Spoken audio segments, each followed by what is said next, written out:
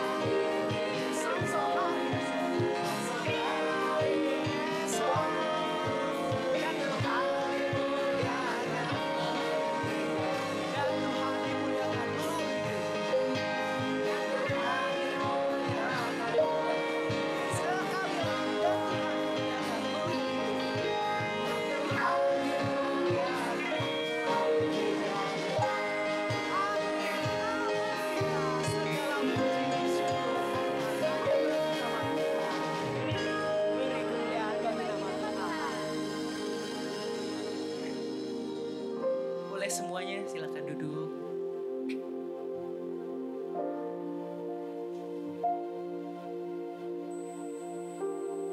Teman-teman, mungkin kita sering berpikir, kita sering bertanya-tanya, kemanakah kita dapat pergi untuk mencari kasih sejati? Kemana sih kita dapat berseru, kita dapat berteriak saat badai hidup ataupun masalah datang? Kita tahu, hidup kita adalah manusia yang berhati bersama. Kita selalu membutuhkan pertolongan Tuhan. Sama halnya dengan komunitas atau organisasi. Kita juga membutuhkan hakikat Tuhan, pertolongan Tuhan dan kuasa Tuhan untuk menumbuhkan dan membangun komunitas ini. Katakan dengan sungguh yang kami perlukan.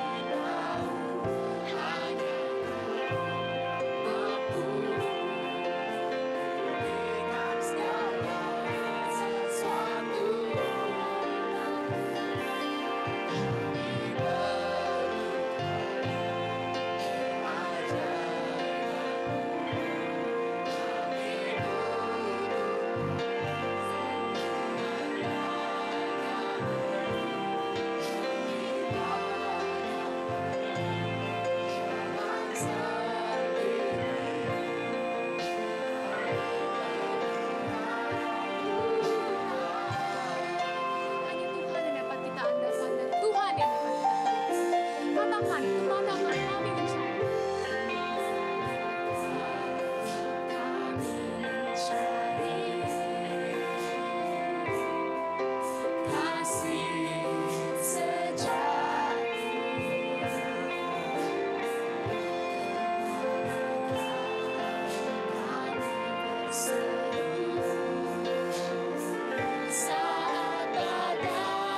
badai datang menderu, yang kami tahu hanya Kau mampu dengan segala sesuatu.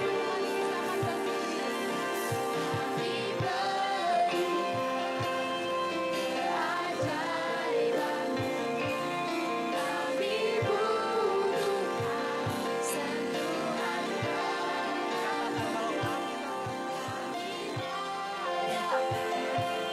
jangan sendiri, kami perlu Kau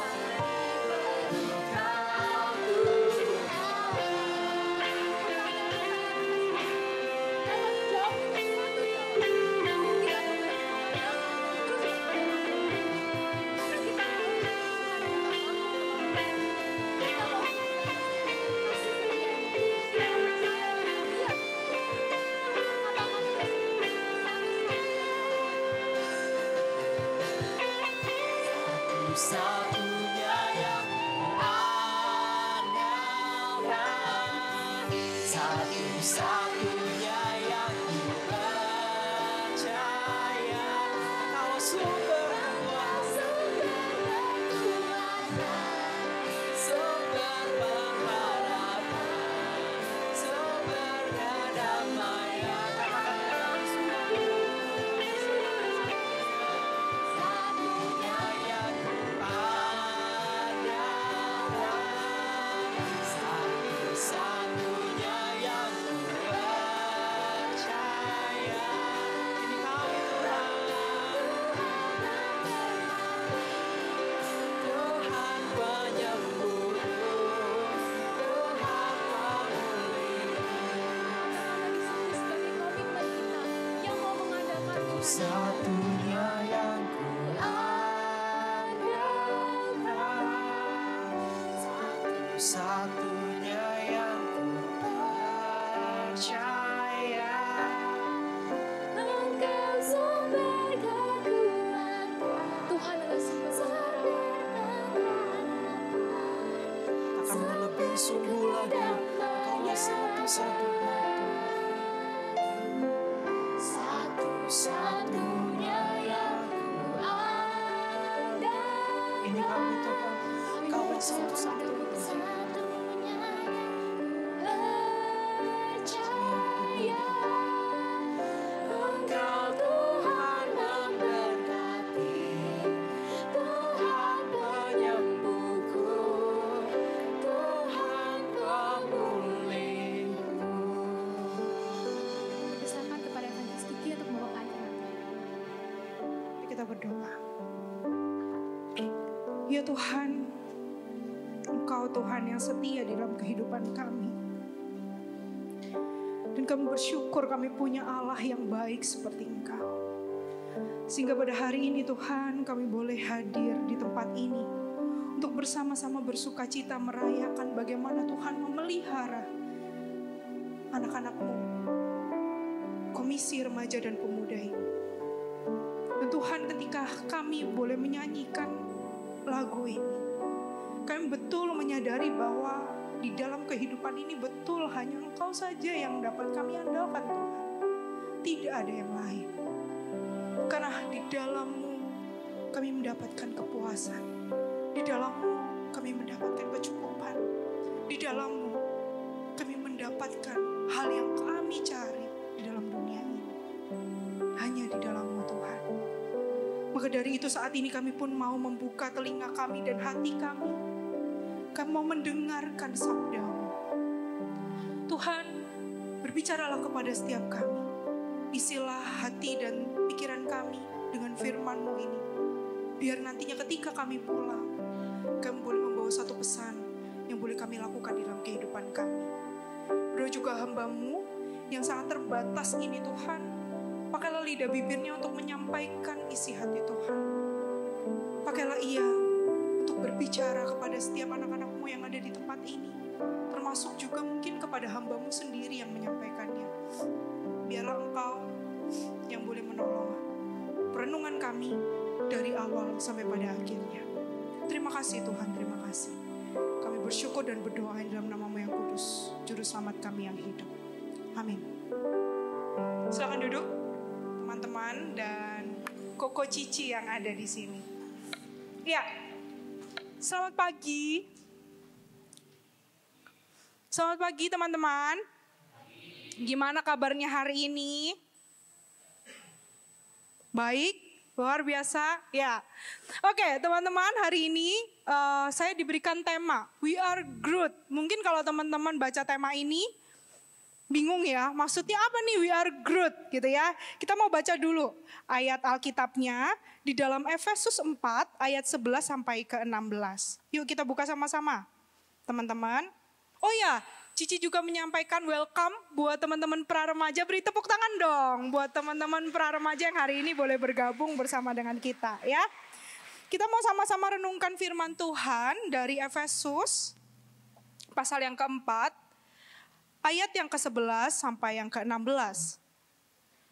Efesus 4 pasal yang ayat yang ke-11 sampai yang ke-16. Sudah menemukannya? Sudah ya? Oke, kita baca secara bergantian ya teman-teman. Aku akan baca ayat 11, minta teman-teman baca ayat 12, seterusnya sampai ayat yang ke-16. Efesus 4 ayat yang ke-11 sampai 16. Dialah yang memberikan baik rasul-rasul maupun nabi-nabi, baik pemberita-pemberita Injil maupun gembala-gembala dan pengajar-pengajar.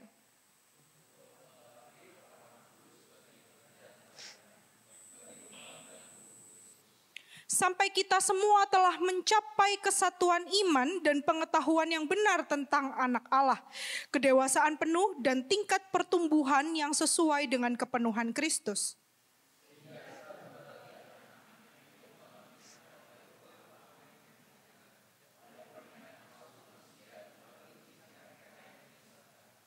Sebaliknya dengan teguh berpegang kepada kebenaran dalam kasih, kita bertumbuh di dalam segala hal ke arah Dia, Kristus yang adalah kepala.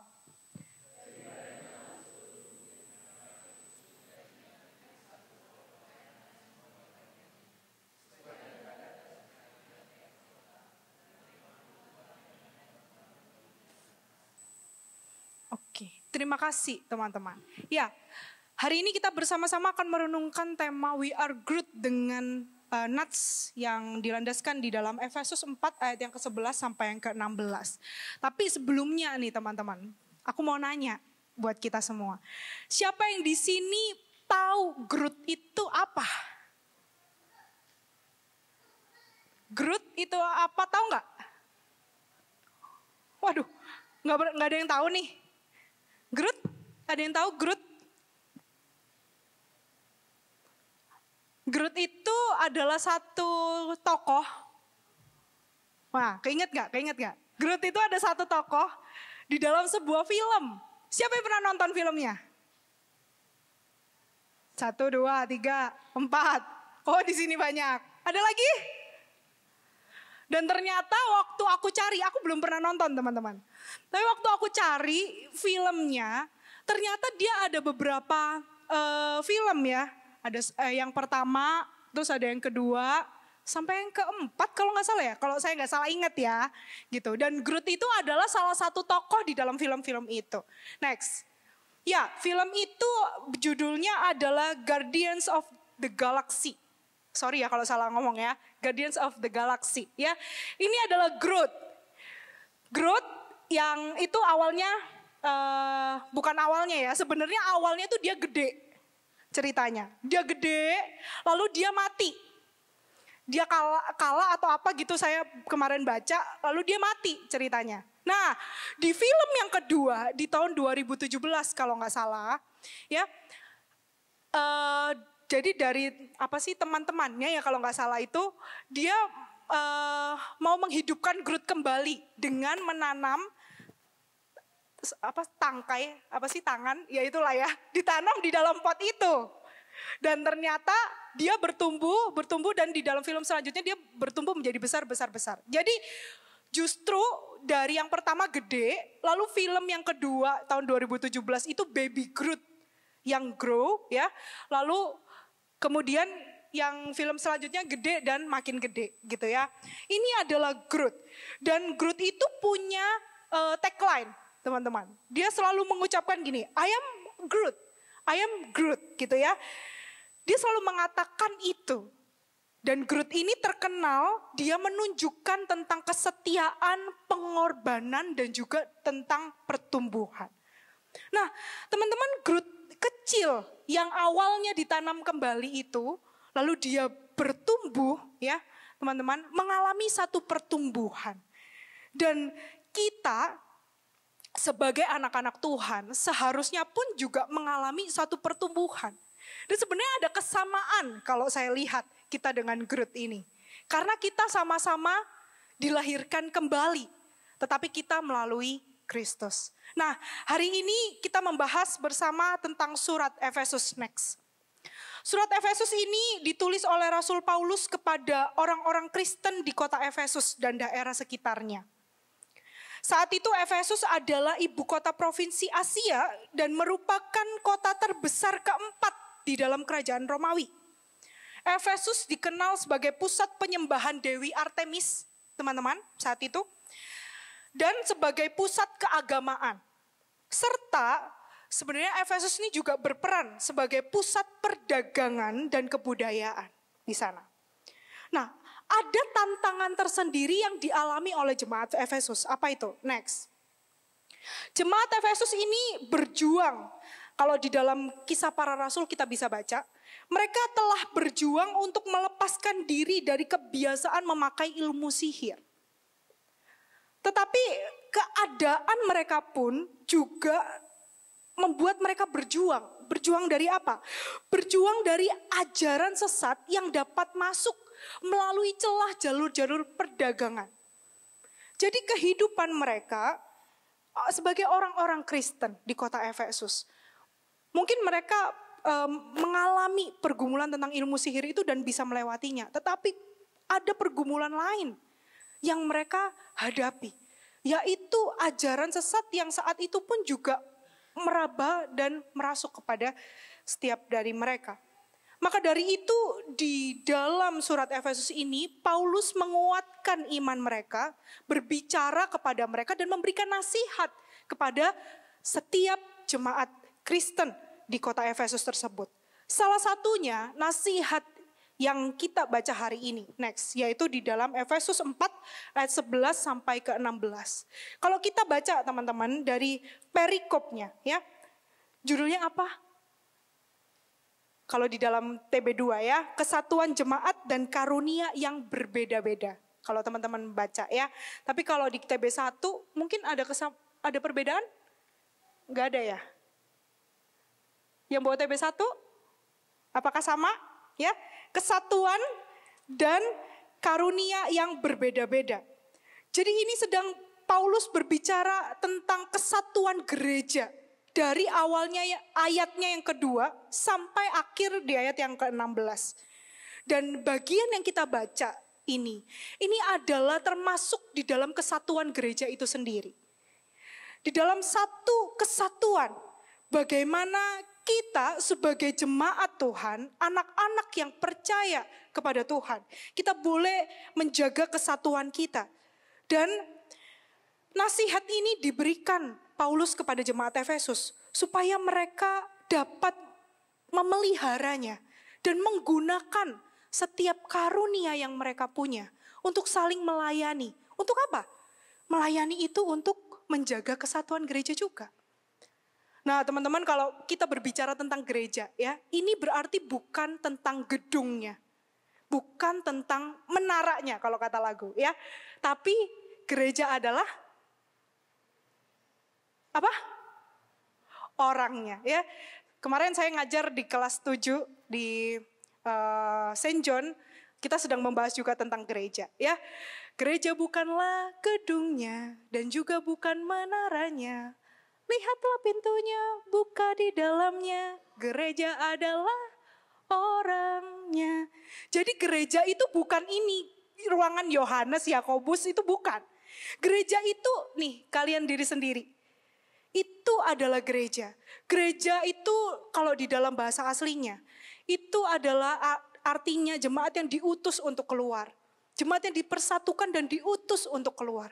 Dan kitalah gereja itu. Jadi kalau dibilang GKI Bungur itu siapa? GKI Bungur itu kita. Bukan Jalan Bungur Besar Raya nomor 84. Bukan teman-teman. Tapi GKI Bungur itu adalah kita sebagai gereja. Dan ketika Paulus berbicara kepada jemaat Efesus bahwa mereka harus menjaga kesatuan sebagai jemaat Tuhan, sebagai gereja itu sendiri, yaitu adalah mereka. Berbicara tentang mereka sebagai anak-anak Tuhan. Dan di sini adalah nasihat yang bisa kita lihat bagaimana ini juga kita dapat terapkan di dalam kehidupan kita. Di awal dari pembacaan ayat kita dikatakan begini, dialah yang memberikan baik rasul-rasul maupun nabi-nabi, baik pemberita-pemberita Injil maupun gembala-gembala dan pengajar-pengajar, untuk memperlengkapi orang-orang kudus bagi pekerjaan pelayanan, bagi pembangunan tubuh Kristus. Next. Di dalam gereja, teman-teman, Tuhan telah mempersiapkan dan memberikan setiap pemimpin itu. Tuhan sudah menyediakan pemimpin-pemimpin untuk memimpin setiap kita di dalam satu gereja. Pemimpin ini baiknya ya memimpin setiap jemaatnya dan mendorong mereka untuk dikatakan kalau di dalam Efesus ini melayani dengan karunia yang sudah dipercayakannya. Duh, berarti ini natsnya cuma berbicara untuk para pemimpin dong. Untuk kami apa? Ini juga berbicara kepada setiap kita, teman-teman. Sebagai tubuh Kristus itu sendiri. Supaya kita menyadari bahwa kehadiran pemimpin yang Tuhan sediakan. Baik di sini yang kita rasakan dari pendeta. Ataupun mungkin penginjil. Atau pemimpin-pemimpin Kairos, Kufi. Dan kelompok-kelompok kalian di komisi remaja ataupun komisi pemuda. Tuhan sudah percayakan kepada mereka. Untuk kalian mengkoordinir kita bersama. Melayani dan bersatu di dalam kesatuan Kristus. Dan bagaimana para pemimpin ini kalau dikatakan di dalam Efesus ya. Harus melatih setiap orang percaya itu untuk melayani orang lain. Dengan tujuan dan visi ke depan untuk membangun tubuh Kristus.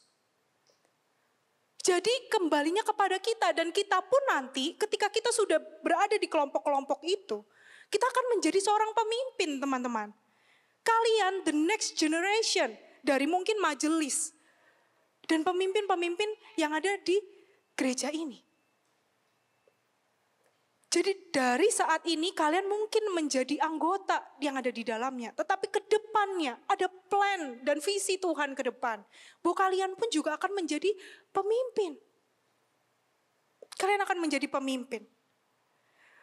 Dan ada 3 fakta penting yang perlu kita perhatikan sebagai jemaat Tuhan. Yang juga dinyatakan Paulus di dalam surat Efesus ini. Next. Yang pertama, kita semua sudah diselamatkan dan kita diberikan peran masing-masing. Kita semua sudah diselamatkan dan diberikan peran masing-masing. Yang kedua, harus berpusat pada Kristus sebagai kepala gereja. Teman-teman, kita semua punya satu kepala gereja. Kepala gereja kita bukan Wong Muse, teman-teman. Ya, jangan salah. Ya, kepala gereja kita bukan Muse yang ada di dalam gereja ini. Tetapi kepala gereja kita satu, yaitu Kristus Yesus, Sang Anak Allah yang menyelamatkan setiap kita yang berdosa. Dialah kepala gereja, dan itu juga ditegaskan oleh Paulus di ayat yang ke-15. Ke arah dia, Kristus yang adalah kepala. Jadi kalau ditanya kepala gereja kita siapa? Kita semua memiliki satu kepala gereja. Dengan gereja yang kudus dan am di tempat yang lain. Yaitu Kristus sebagai kepala gereja kita. Jadi segala sesuatu, ya, pelayanan kita, apa yang kita kerjakan, semuanya harus berpusat kepada Kristus sebagai kepala gereja. Yang ketiga, fakta penting yang bisa kita lihat dan kita terima di dalam Efesus 4 ini. Yaitu bertumbuh bersama dalam komunitas yang Tuhan sediakan. Saat itu Paulus berbicara kepada jemaat Efesus. Mereka dikumpulkan. Mereka orang-orang percaya yang berkumpul jadi satu. Mereka adalah komunitas Allah. Yang seharusnya komunitas ini saling membangun, melayani, dan mendukung satu dengan yang lain. Dan bagaimana komunitas ini dapat bertumbuh bersama di dalam pengenalan akan Tuhan. Maka dari itu, sama seperti kita rekan-rekan, teman-teman semua. Bahwa kita pun juga perlu untuk terus ada di dalam komunitas yang sudah tersedia dan disediakan. Untuk kita terus bertumbuh bersama, mencapai apa yang Tuhan inginkan di dalam kehidupan kita. Ini 3 fakta penting yang bisa kita dapat dan kita terima saat ini. Dan ada 4 parameter ketika jemaat Tuhan itu boleh berjalan di dalam iman. Next. 4 parameter itu. Yang pertama, kesatuan iman. Mari katakan bersama saya. Yang pertama, kesatuan iman. Ya, parameter yang membuktikan bahwa komunitas kita sudah bertumbuh dan berjalan bersama-sama. Ada yang pertama, memiliki kesatuan iman. Ini berbicara teman-teman bahwa semuanya kita didasarkan kepada Kristus, Sang Kepala Gereja. Dan Paulus tidak memerintahkan tentang struktural, hal yang struktural atau organisasi.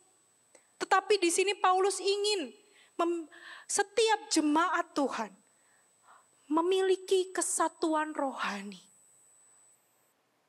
Kita, jemaat Tuhan, bagaimana kita pun juga memiliki kesatuan rohani di dalam Kristus. Yang pertama, kesatuan iman. Yang kedua, pengetahuan yang benar akan Kristus. Mari katakan bersama dengan saya. Pengetahuan yang benar akan Kristus. Parameter kedua, bagaimana komunitas itu dapat dilihat sebagai komunitas yang bertumbuh dan berjalan bersama-sama. Itu adalah pengetahuan yang benar akan Kristus. Teman-teman, kata pengetahuan di sini, ini dengan artinya pengalaman penuh. Jadi pengetahuan ini bukan sekadar pengetahuan kognitif, tetapi pengetahuan di sini adalah pengalaman penuh. Teman-teman, iman kepada Kristus itu bukan hanya diketahui di dalam pikiran, tetapi bagaimana dihidupi di dalam kehidupan sehari-hari. Bagaimana pengenalan kita akan Tuhan itu bukan hanya mengisi kognitif kita yang kita dengarkan setiap hari Minggu. Ataupun mungkin setiap persekutuan di sekolah. Atau mungkin persekutuan di tempat kerja kita masing-masing. Di dalam kairos, di dalam mungkin kufi, di dalam kelompok kita. Bukan. Tetapi bagaimana di dalam sehari-harinya kita dapat mengenal Tuhan yang hidup di dalam diri kita. Lewat apa? Lewat setiap kejadian, lewat setiap hal yang boleh kita lewati bersama dengan Tuhan. Jadi bagaimana memiliki pengetahuan yang benar akan Kristus, itu bukan sebuah khotbah yang kita dengarkan dan itu mengisi kognitif kita. Tetapi bagaimana khotbah itu kita dapat hidupi di dalam kehidupan kita dan kita dapat lakukan. Kita dapat alami Tuhan secara pribadi. Tentu ini adalah tugas kita masing-masing. Bukan tugas ya sebenarnya, sebuah satu hal yang kita alami masing-masing. Karena saya yakin Tuhan pasti memberi pergumulan, ujian, berbeda-beda dalam setiap kita. Mungkin ada yang bergumul soal studi. Mungkin ada yang bergumul soal pekerjaan. Mungkin ada yang bergumul soal kesehatan. Mungkin ada yang bergumul soal yang lain, relasi bersama orang tua, relasi bersama dengan Tuhan, relasi bersama dengan pasangan. Saya tidak tahu. Tetapi bagaimana di dalam setiap pergumulan dan apa yang kita hadapi itu, semakin kita mengenal Tuhan lewat kognitif, semakin kita pun mengenal Tuhan lewat kejadian yang kita alami dan hadapi bersama dengan Tuhan sehari-hari. Teman-teman, ini satu hal pesan dari Paulus yang poin yang kedua ini ya teman-teman, sangat jelas bahwa ajaran sesat tidak mungkin mengajarkan hal ini. Ya. Dan semakin mengenal Kristus berarti semakin memahami dan khususnya semakin merayakan keselamatan yang sudah kita terima di dalam Kristus Yesus yang menganugerahkannya kepada setiap kita. Itu yang kedua. Yang ketiga, kedewasaan penuh. Sekali lagi mari kita sebutkan bersama-sama, kedewasaan penuh. Teman-teman, parameter yang ketiga yang membuktikan bahwa jemaat Tuhan di dalam komunitas itu bertumbuh dan berjalan bersama-sama di dalam Tuhan adalah memiliki kedewasaan penuh. Teman-teman, kedewasaan penuh di sini memiliki arti yang lain atau di dalam bahasa aslinya lebih dipahami dengan kata lengkap. Lengkap, ya. Jadi kedewasaan penuh dua kata disingkat aja satu, ya. Lengkap. Lengkap. Apa maksudnya di sini? Ini adalah maksudnya teman-teman, pertumbuhan rohani itu harus secara lengkap, ya. Secara lengkap, memiliki kedewasaan penuh di dalam Tuhan, itu bukan hanya, jadi ini penggabungan ya teman-teman ya, antara kognitif kita dan perasaan atau pengalaman kita bersama dengan Tuhan. Sehingga kita memiliki kelengkapan rohani. Ketika kita mengerti tentang Kristus, kita tahu siapa itu Kristus secara kognitif dan siapa itu Kristus di dalam hati kita. Yang kita rasakan sehari-hari. Dan teman-teman, Ibrani 5 ayat 14 mengatakan demikian. Makanan padat adalah untuk orang dewasa. Bagi mereka yang memiliki daya pemahaman yang terlatih dengan latihan terus-menerus untuk membedakan yang baik dan yang jahat. Teman-teman, pengenalan kita akan Tuhan itu akan membawa kita dapat mengerti manakah yang kehendak Tuhan dan manakah yang bukan. Dan itu akan membawa kita menjadi semakin dewasa. Dan semakin dewasa kita akan memakan makanan yang semakin keras. Yang semakin hari mungkin godaan itu, mungkin ajaran itu akan terus menggodai dan terus berusaha untuk menggoyahkan kita. Tapi bagaimana pengetahuan tentang Kristus secara kognitif dan secara afeksi itu boleh menolong kita untuk mengerti mana sih yang suara Tuhan dan mana yang bukan. Mana yang sesuai dengan apa yang Tuhan mau dan mana yang bukan. Karena kita tidak dapat mengerti, tidak dapat mengenali suaranya kalau kita tidak kenal siapa dia. Lewat firman-Nya di dalam kognitif kita, ataupun lewat kejadian sehari-hari kehidupan kita di dalam hati kita. Dan yang terakhir, teman-teman, parameter di mana kita dapat melihat satu komunitas orang percaya ini bertumbuh dan berjalan bersama ke arah Dia. Yang terakhir, tingkat pertumbuhan, memiliki tingkat pertumbuhan yang sesuai dengan kepenuhan Kristus. Mari sebutkan bersama dengan saya. Tingkat pertumbuhan yang sesuai dengan kepenuhan Kristus. Teman-teman, poin ini tentu berhubungan dengan poin sebelumnya. Ya, sedangkan tingkat pertumbuhan sendiri yang dikatakan di sini adalah sesuai dengan standar sorgawi. Sesuai dengan standar sorgawi. Dan kepenuhan ini berasal daripada Kristus. Teman-teman, kemenangan bersama dengan Kristus akan membawa kita lebih dapat mengenal Dia. Dan terus boleh memiliki kerinduan dekat dengan Dia. Seharusnya kita yang anak-anaknya ini, sebagai anak-anak yang dikumpulkan di dalam komunitas ini, kita dapat semakin mengenal Tuhan dan mengerti akan apa yang Tuhan sediakan di dalam hidup kita. Bagaimana kita dapat mensyukuri setiap komunitas yang Tuhan berikan kepada kita. Dan teman-teman, jangan anggap remeh, oh saya bukan pemimpin, saya tidak penting di dalam kelompok ini. Karena setiap kita di dalam komunitas yang Tuhan sediakan di tempat ini, kita semuanya penting untuk bersama-sama mencapai standarnya Allah. Kita semuanya penting dan kita perlu untuk saling mengisi satu dengan yang lain, untuk mencapai kesatuan iman, untuk bersama-sama mengenal Tuhan lewat kognitif dan hati kita, dan bersama-sama mencapai kedewasaan penuh di dalam Dia, supaya kita memiliki pertumbuhan yang sesuai dengan standarnya Tuhan. Ketika saya mempersiapkan khotbah ini, saya mengingat akan hal ini, teman-teman. Next. Pernah lihat puzzle ini? Ada di mana teman-teman puzzle-nya? Di mana? Di depan. Nanti yang belum pernah lihat, boleh lihat di tangga kanan. Kalau dari sini kanan ya, kalau dari saya. Di tangga sebelah sana ada puzzle ini. Teman-teman kalau lihat puzzle ini ada yang janggal nggak? Kenapa? Kurang apa?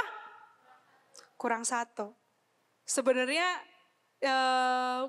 sedih juga ya, karena kok tiba-tiba hilang satu. Kalau kata Wang Muse, oh hilang satu berarti kita harus cari yang lain di luar sana ya.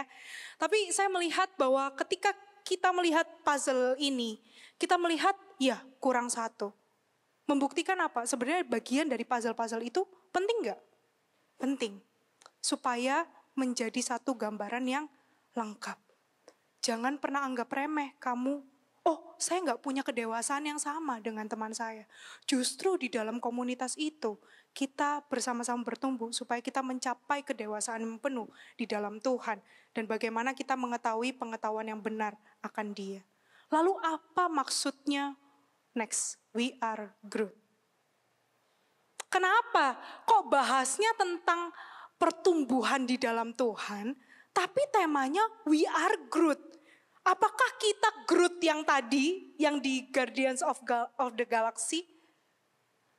Teman-teman, we are Groot. Kenapa G-nya juga di dalam kurung? Jadi ini adalah tema yang menyatakan kepada kita, Groot, ya, dengan dipisah, G dan Root, ya. G-nya apa? J-nya apa? J-nya adalah God, Tuhan, dan Root akar. Bagaimana kita berakar dan bertumbuh di dalam Tuhan, di dalam Kristus. Ya, bukan sekadar hidup untuk diri sendiri, tetapi bagaimana kita pun juga boleh membangun komunitas kita. G di sini menggambarkan Tuhan dan Root menggambarkan akar. Bagaimana kita sebagai komunitas yang Tuhan sediakan, kita dapat bertumbuh dan berakar di dalam Tuhan. Kita boleh menyambung satu dengan yang lain dan kita boleh memperkuat satu dengan yang lain sesuai dengan bagian yang tadi dikatakan kita pasti punya bagian masing-masing sesuai dengan bagian yang dipercayakan Tuhan kepada kita. Lalu untuk apa sih Ci kita mengerti hal ini?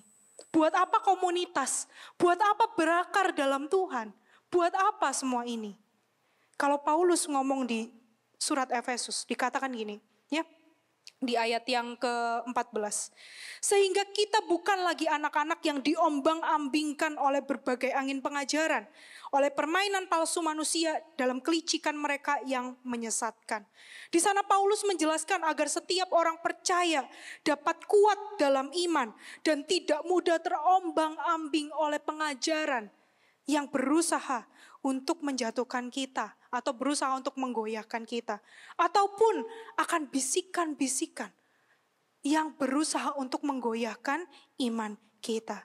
Diombang-ambingkan oleh ombak ini terdengar seperti Yakobus 1 ayat ke-6 di mana mengatakan dan memerintahkan kita untuk berdoa dalam iman tanpa ragu. Teman-teman, ya, apa hubungannya? Ketika kita punya akar yang kuat di dalam Tuhan, dan di dalam komunitas yang Tuhan sediakan kita bisa bertumbuh bersama-sama, mencapai kedewasaan yang penuh, pengenalan akan Tuhan secara kognitif dan hati kita. Ketika kita dapat bersama-sama bertumbuh dan mengisi satu dengan yang lain, ini akan membuat kita lebih kuat lagi dan bertumbuh dengan baik, supaya kita dapat bertahan dari segala ajaran yang mungkin menggoyahkan kita. Atau saya juga bisa bilang bukan hanya ajaran, tetapi pergumulan dunia yang saat ini kita hadapi. Apa yang menjadi kekhawatiran kita? Apa yang berusaha menggoncangkan iman kita? Mungkin kita bisa bilang, oh enggak kok Ci, aku aman dari ajaran sesat. Aku aman dari pengajaran sesat. Dari ajaran-ajaran yang tidak sesuai dengan Alkitab, aku aman. Sekolahku Kristen, komunitasku Kristen, di kampus juga orangnya Kristen-Kristen, di tempat kerja temanku Kristen, aman. Tapi apakah kita aman dengan pergumulan dunia yang berusaha juga untuk menggoyahkan kita? Saya tidak tahu apa pergumulan teman-teman. Saya nggak ngerti di tempat kerja, di rumah, di gereja ini mungkin. Atau dimanapun teman-teman berada, apa yang menjadi pergumulan teman-teman? Apakah pekerjaan yang susah atau sulit untuk kalian jalani sehari-hari? Dan kalian digoyahkan untuk memilih pekerjaan yang instan dengan cara yang tidak baik? Atau mungkin kalian digoyahkan yang di sekolah, ujian, gak apa-apa lah, nyontek aja sekali. Supaya nilainya bagus, supaya rapotnya bagus. Atau kalian punya pergumulan dengan pasangan tidak baik, tetapi kalian sudah ada di dalamnya, dan kalian sulit untuk melepaskannya. Atau kalian ada di dalam pergumulan keluarga, kalian kesepian di rumah, yang membuat kalian mencari kesenangan sendiri, yang memuaskan diri kalian. Apapun itu, games, pornografi,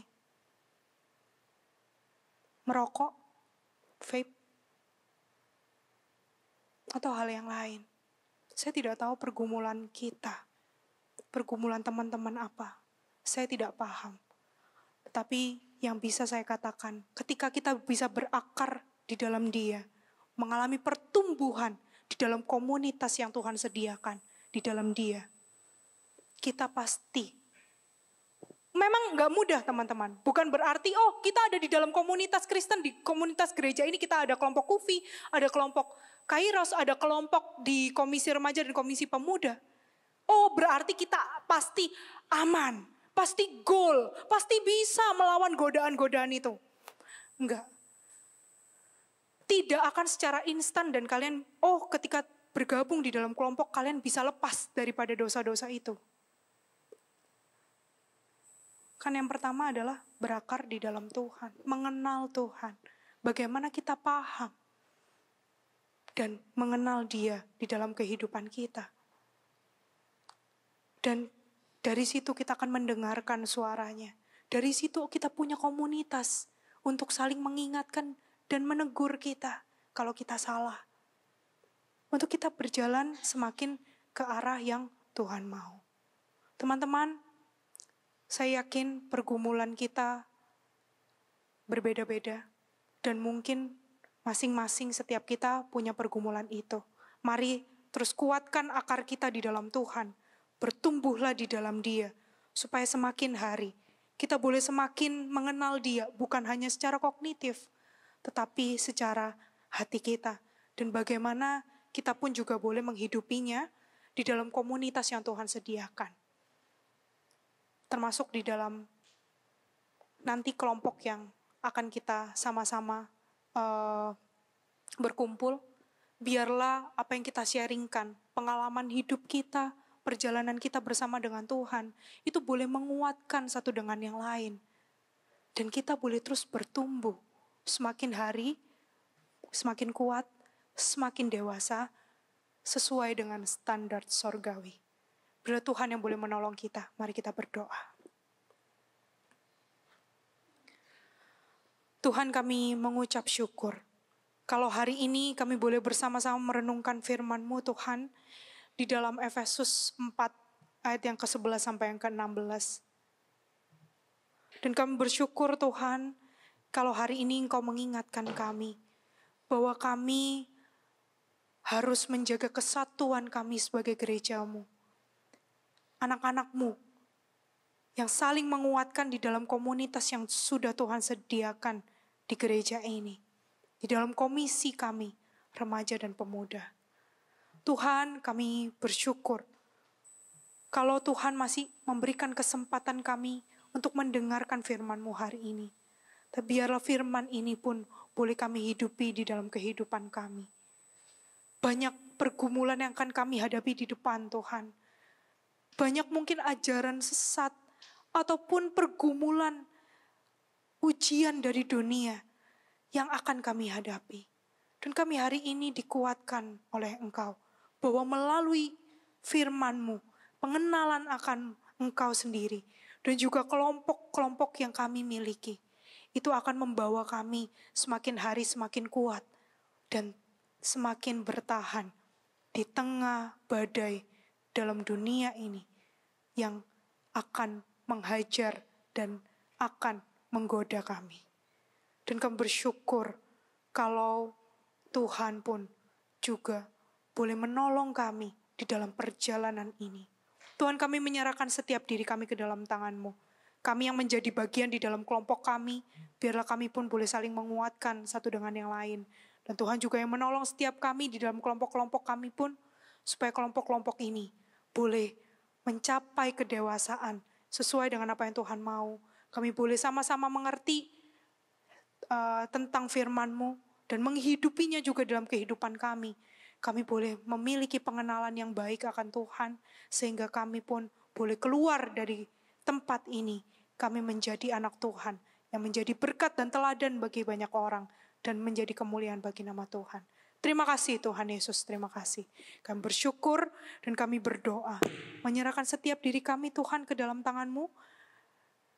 Terima kasih Tuhan. Dalam nama-Mu yang kudus, Juru Selamat kami yang hidup, kami berdoa. Amin.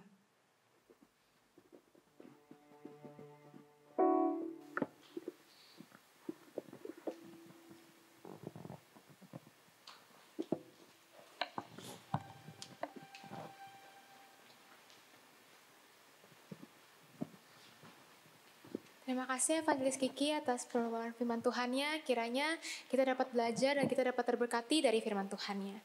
Teman-teman, kita sama-sama membangkit berdiri. Dengan gereja di segala abad dan tempat, kita akan mengikrarkan pengakuan kita, pengakuan iman rasuli. Aku percaya kepada Allah, Bapa yang Maha Kuasa, Khalik langit dan bumi, dan kepada Yesus Kristus, anaknya yang tunggal Tuhan kita, yang dikandung dari Roh Kudus, lahir dari anak darah Maria, yang menderita sengsara di bawah pemerintahan Pontius Pilatus, disalibkan, mati dan dikuburkan, turun ke dalam kerajaan maut. Pada hari yang ketiga, bangkit pula dari antara orang mati, naik ke surga, duduk di sebelah kanan Allah, Bapa yang Maha Kuasa, Dan dari sana Ia akan datang untuk menghakimi orang yang hidup dan yang mati. Aku percaya kepada Roh Kudus, gereja yang kudus dan am, persekutuan orang kudus, pengampunan dosa, kebangkitan orang mati, dan hidup yang kekal. Amin. Teman-teman dipersilakan duduk kembali.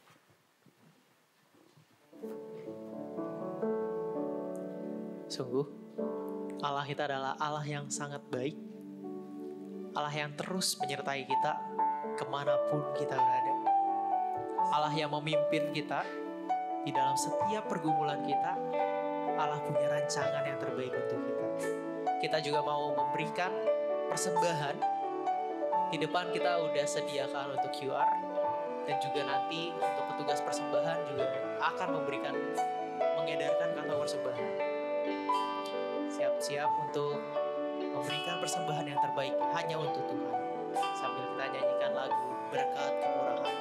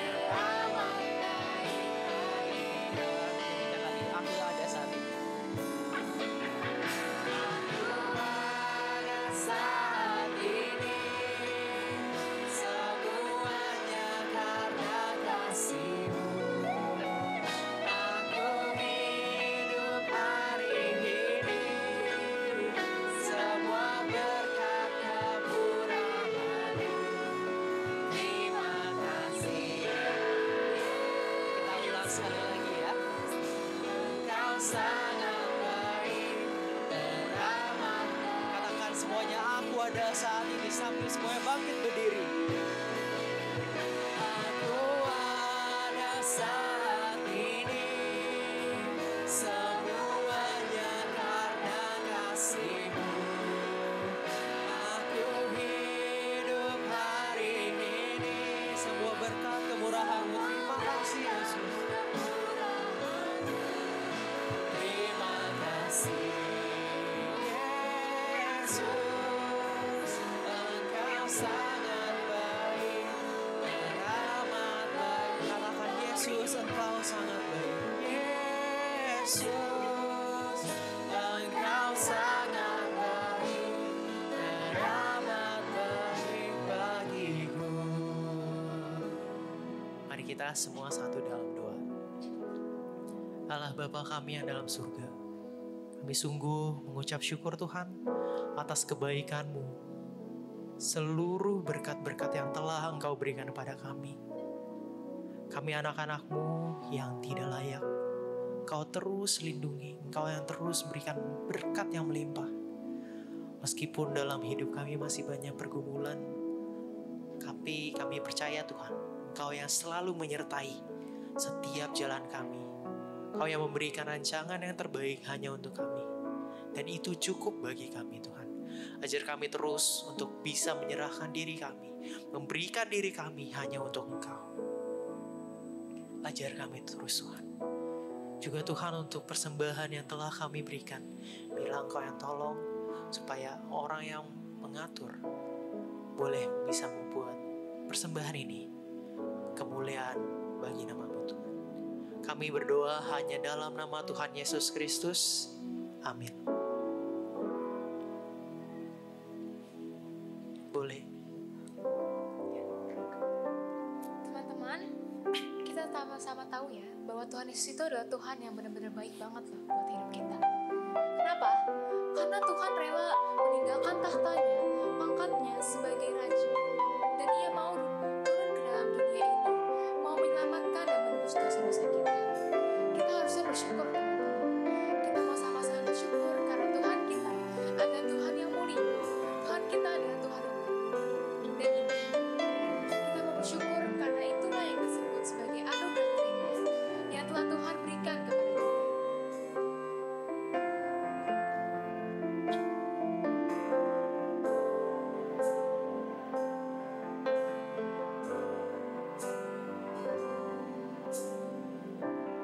Kasih-Mu tak terselami,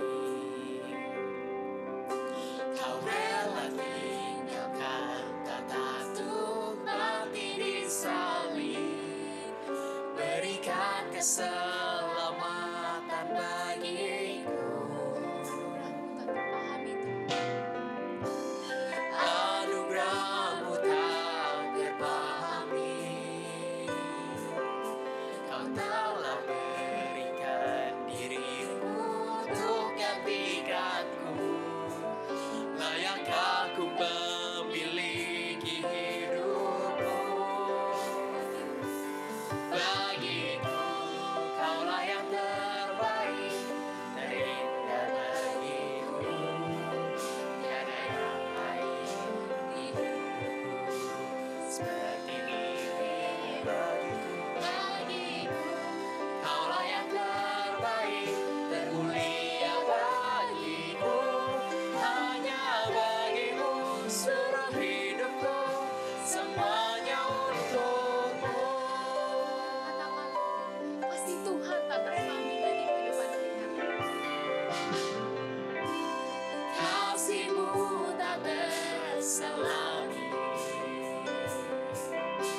Kau rela tinggalkan tata mati di salib, berikan keselamatan bagiku. Anugerah-Mu tak terpahami, Kau telah berikan diri-Mu untuk gantikanku. Refleksikan, apakah Layak kita layak aku untuk memiliki hidupnya? hidupmu. Bagiku, Kaulah yang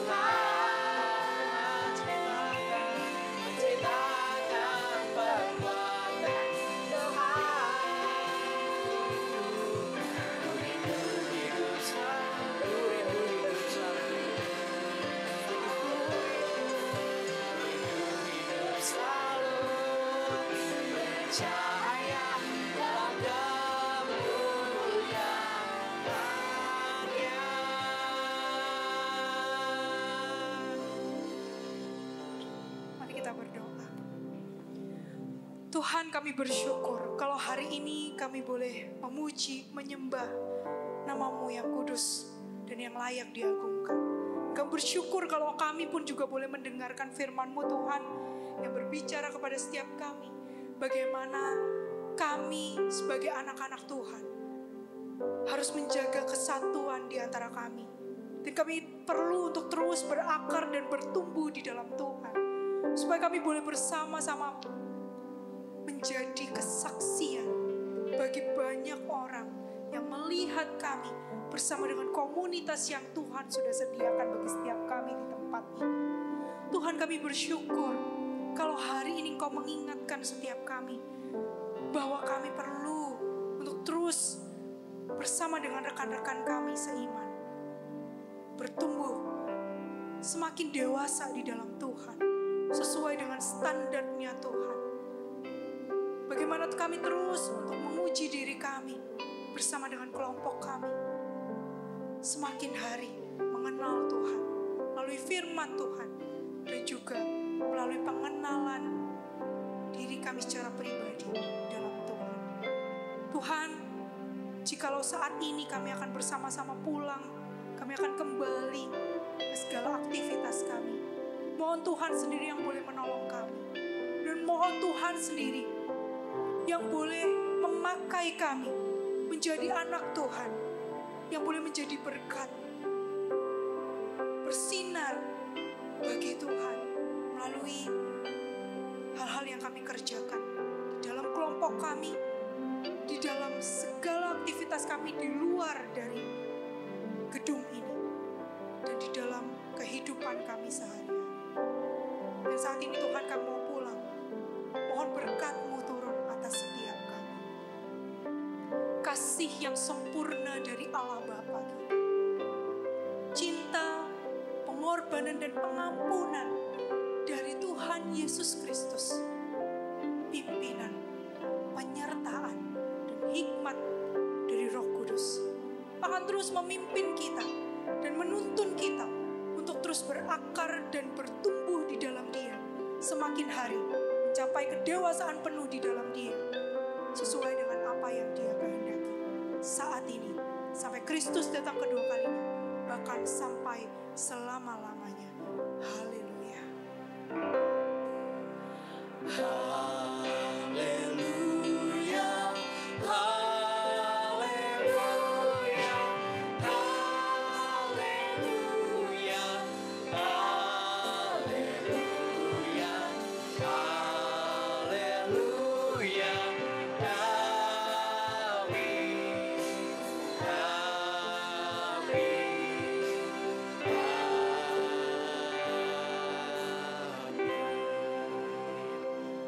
Boleh duduk saat teduh.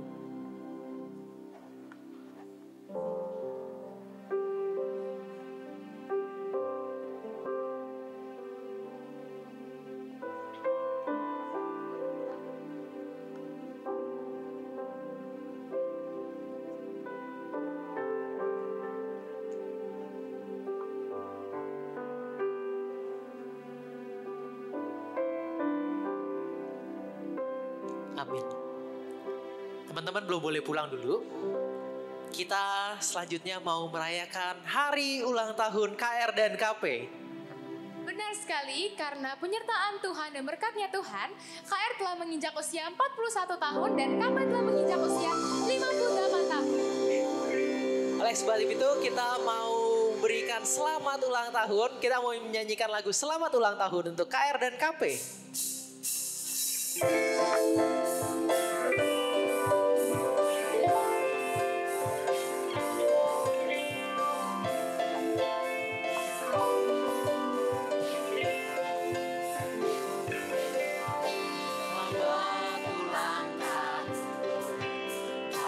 Ucapkan padamu selamat hari jadi, Tuhan Yesus memberkati. Kami selalu berdoa, selalu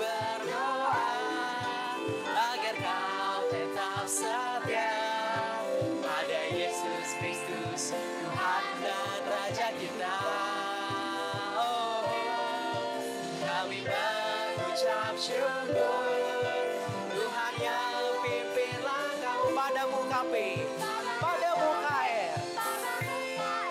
Selamat ulang tahun. Kemudian kita mau juga panggil untuk beberapa orang maju ke depan. Pembina KR dan KP, Evangelis Lukas dan Evangelis Kiki. Kami mengundang Majelis Umum KR dan KP, Ko Kevin dan Chief Shirley. Untuk ketua dan wakil KR dan KP, Bella, Matthew, Rachel, dan Russell. Ketua acara HUT KR KP 2025, Febri, Sharon, dan Fania. Kita sama-sama mau bangkit berdiri. Kita menyanyikan lagu ini sekali lagi ya.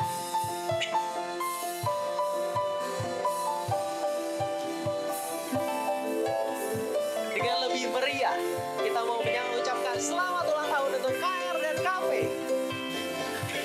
Selamat ulang tahun, kami ucapkan padamu. Selamat hari jadi, Tuhan Yesus memberkati. Kami selalu berdoa agar kau tetap setia pada Yesus Kristus, Tuhan dan Raja kita. Oh, kami mengucap syukur, Tuhan yang pimpin langkahmu. Padamu kami, padamu KR. Selamat ulang tahun. Sekarang kita nyanyikan tiup lilinnya ya. Tiup lilinnya sekarang juga, sekarang juga, sekarang. Dapat belum? Oke, potong kuenya. Potong kuenya, potong kuenya, potong kuenya sekarang juga, sekarang juga, sekarang juga. Yeay, happy birthday KP dan KR. Untuk doa acara, boleh Evangelis Lukas?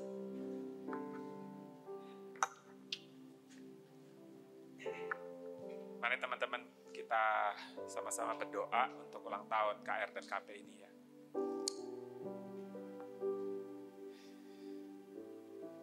Bapa kami di dalam surga, kami mengucap syukur kalau hari ini Tuhan memberikan kesempatan bagi kami semua bersama-sama merayakan ulang tahun Komisi Pemuda dan Komisi Remaja di gereja ini. Tuhan, sejak Tuhan membuka Komisi Remaja dan Pemuda di gereja ini, Tuhan selalu setia bagi kami. Dari generasi ke generasi Tuhan menyertai, Tuhan melindungi, dan Tuhan menguatkan. Sehingga sampai pada hari ini kami masih boleh mengikut Tuhan. Di antara kami, anak-anak KR dan KP pada generasi ini,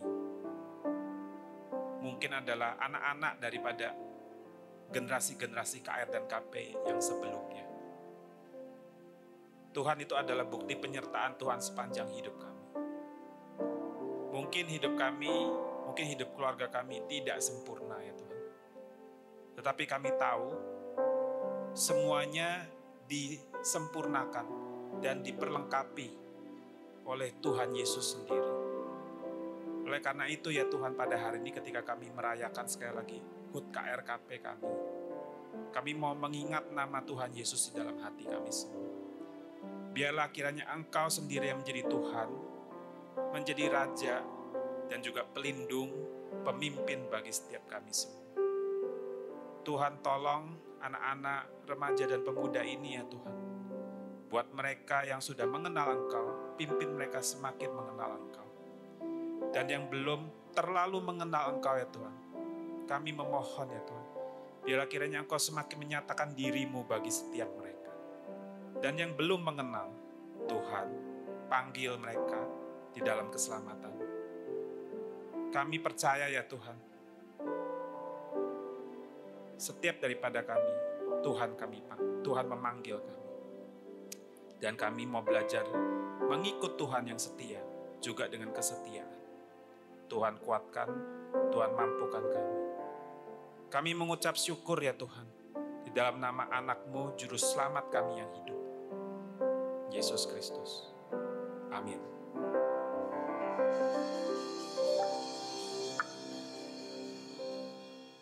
Oke, boleh duduk teman-teman, terima kasih.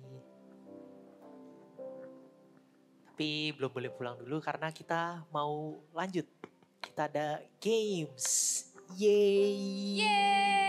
Yeay. Oke, kita buka dulu untuk kelompoknya.